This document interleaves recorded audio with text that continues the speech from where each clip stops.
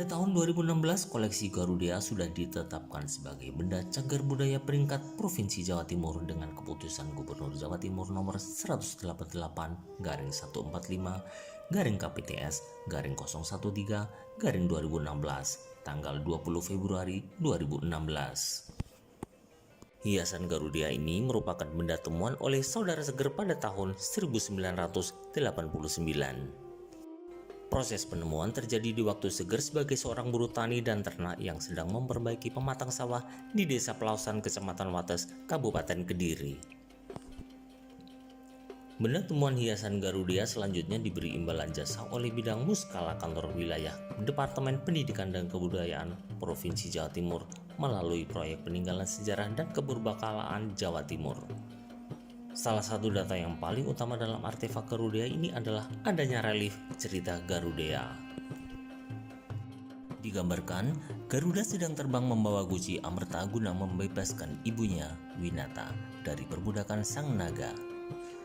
Cerita Garuda yang menandai pengaruh Hindu pada peradaban klasik di Indonesia ini menjadi sangat penting ketika kemudian dikaitkan dengan kebudayaan asli, yakni unsur pelepasan dan religi universal pada zamannya. Bahkan, kepercayaan ini pun masih berlangsung dan digunakan dalam unsur-unsur budaya selanjutnya.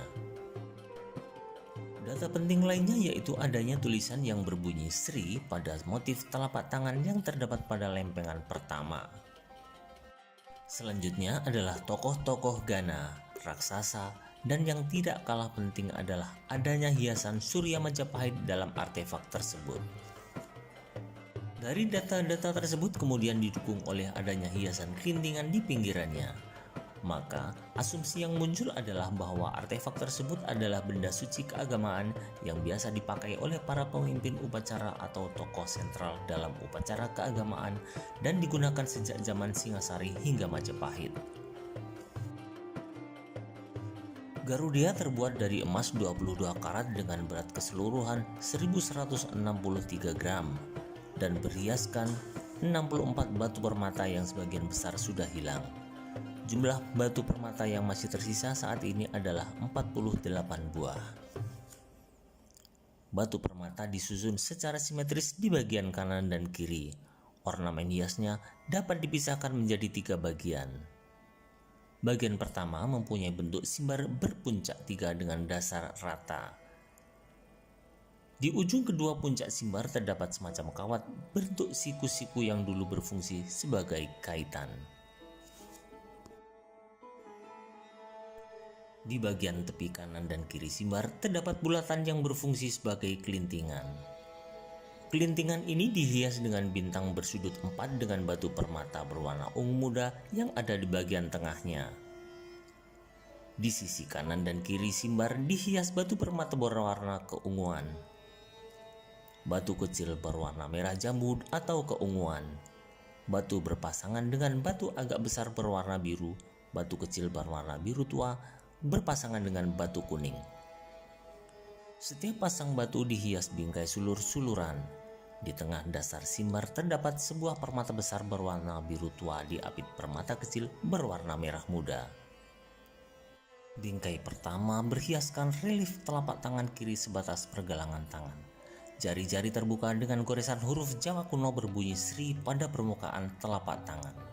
Dikelilingi hiasan Surya Majapahit, tangan ini tegak di atas bunga Padma dan diapit lidah api. Di bawah relief telapak tangan terdapat hiasan Garuda dengan sikap terbang. Kaki kanan jongkok sedangkan kaki kiri ditekuk ke belakang. Garuda digambarkan dengan paruh terbuka dengan lidah melengkung ke atas dan rambut ikal terurai.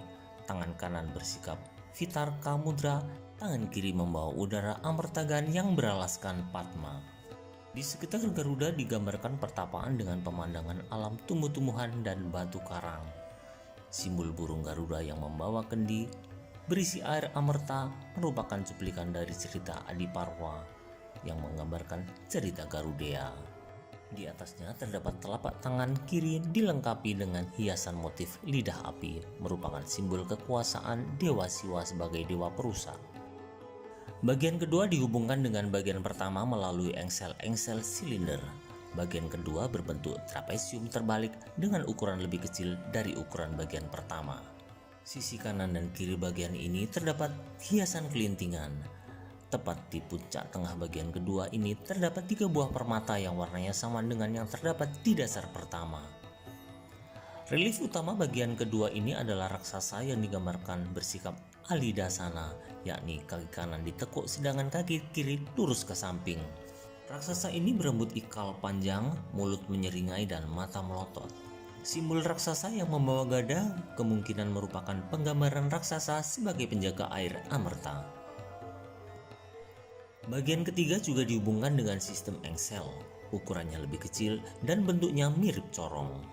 Relief pada bagian ketiga ini ialah manusia raksasa bersayap memakai mahkota. Kedua tangannya menyangga sulur-suluran. Raksasa dengan kedua tangan seolah bersikap menyangga, merupakan penggambaran dari Gana yang bertugas menjaga bangunan suci. Dilihat dari reliefnya, kemungkinan hiasan ini merupakan peninggalan dari abad ke-10 sampai 11 Masehi. Ada beberapa pendapat tentang perhiasan Garuda. Menurut Profesor Edi Sediawati, benda ini berasal dari zaman Erlangga pada abad ke-11 Masehi. Karena terdapat hiasan Garuda sebagai ciri khas zaman Erlangga, dan perhiasan ini yang dikenakan di depan dada dan yang dianggap benda ini sebagai alat upacara dengan dasar adanya kelintingan yang melekat pada hiasan.